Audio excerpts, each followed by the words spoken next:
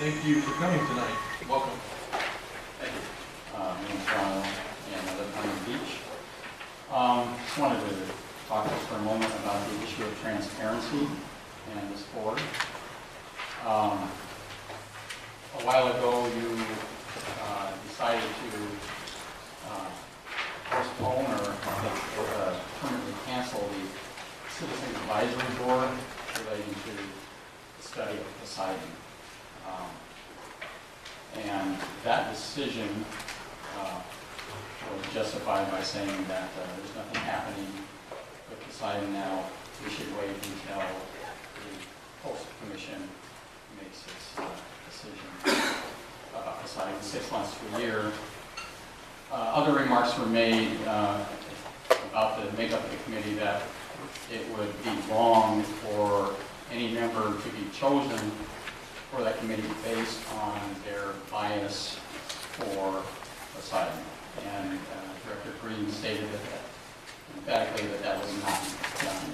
However, in my public document search, I found the form that the committee used to evaluate potential members of that committee, and it had a category for pro-Poseidon, against Poseidon, or neutral for each and every person there. They were not all marked, some were marked, some were quite obvious anyways. So this was a gross misrepresentation of the process, the selection process that occurred during secret, illegal executive committee meetings against your own administrative code. So we have a lot of problems. I've pointed this out before with transparency on this board. We have a president of the board who is serving on 2 water district boards, which is arguably illegal and certainly unethical. And even if you tweak the meaning of your administrative code to say that it's justified legally to have secret meetings, it's still unethical and contrary to the principles of democracy. So I would just like to state, as a journalist and a citizen, that I think the number one priority here is, aside from what projects you do approve or don't approve, is how you go about doing it. And the public owns this process, in theory, not you people. And you have already a problem with meetings that are held often in the mornings. And you say, well, the response to that is that, well, the decisions are made here and the board meetings, the regular board meetings are held in the evening when more people can come, but actually we know this is usually the rubber stamp time, and the decisions are made sometimes, I think, in those secret executive meetings. So we have other problems with Brown Act issues, which have been brought up here before, notably by Debbie Cook and others. You have a problem with transparency. Maybe tonight you can make a pledge: no more secret executive board meetings. I wonder if anyone here would address that and make that pledge. Thank you. Thank you, Mr. Earl. I'm just going to ask our attorney, Mr. Cooperberg. He's the legal advisor allowed to make decisions. And so, first of all, Mr. Cooperberg, I do sit on 2 boards. I'm newly elected to 2 boards. The service areas of those 2 districts do overlap to some degree. Is there, am I allowed to do so? So I'll just approve the record. Thank you, President, members of the board. There's no illegality. It's actually something called an incompatibility, and in the absence of the statute authorizing it, it wouldn't be permitted. But Section 11 of the OCWD Act specifically authorizes a director or council member from an agency that's served by OCWD to serve on the OCWD board. Thank you. So just for the purpose of clarity, it would be similar to Mr. Sarmiento, who's elected to the city of Santa Ana, and Barry, who's direct employee. Yes, thank you. It's exactly the same. Thank you. And then, so the regards to the secret meetings, I don't believe we called any secret meetings, but just I assume that's referring to the district's executive committee, which is an ad hoc committee under the Brown Act.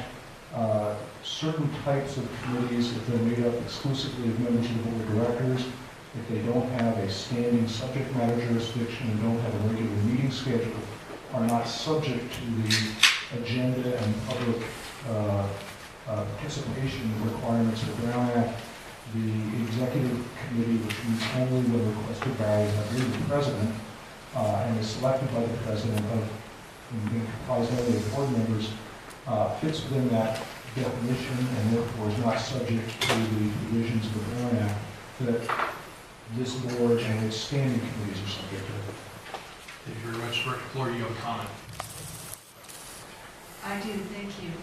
I raised the issues of the way in which the board conducts its meetings at the last meeting, and our general manager, Mr. Marcus, has agreed to put this matter on the agenda on the first board meeting in May, because that was a concern of mine as well, is that we have 4 important meetings that are conducted, 3 in the morning, 1 at noon, on the last Friday of the month, and it was my concern that the public, it makes it very difficult for the public to attend, and I would like to see if the board would consider moving those committee meetings to a time just before the 2 board meetings. But that is a discussion that this board will have at the first board meeting in May. Thank you, Director Floyd. Director Sarmiento. Thank you, Mr. President. I think I agree with Director Flory that we should have that conversation, but for our general counsel, I think there's a difference between, I think what Director Flory is referencing, convenience for the public to attend and efficiencies for this board, versus what's been alleged that these are secret meetings or these committees don't have standing or are not following the proper Brown Act requirements to meet. I think that's a much different matter. That's correct. I understand Director Flory's comments to deal with district policy, convenience for members of the board, convenience for members of the public.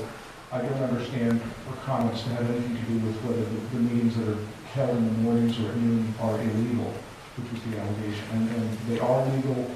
No, and I'm not saying that she's referring to that. I'm just trying to distinguish with the comments that were made by the speaker and the comments that Director Flory is making. One is claiming something that I believe is clearly not the case, which is they're illegal because they're in the morning, or they're illegal because they're subcommittees.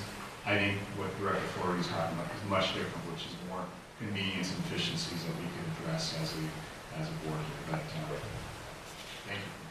Back to Director Flory. I didn't mean to suggest that the meetings were illegal at all. I was concerned about transparency and accommodating the public. There were several concerns I had. One, the waste of staff time in preparing for all these various committee meetings, the fact that the public was effectively excluded, although I wasn't suggesting these were Brown Act violations or illegal. And my third concern was the cost of these committee meetings that amount to about $1,000 a month per director, 12 months out of the year. It's a $120,000 issue, and it's just something that I thought we should look at. Very good. Thank you. So having cleared that hurdle, we will, are there any items too late to be agendized, Mr. Marcus? There are none. Thank you. That leads us to a public hearing on the consideration of expanding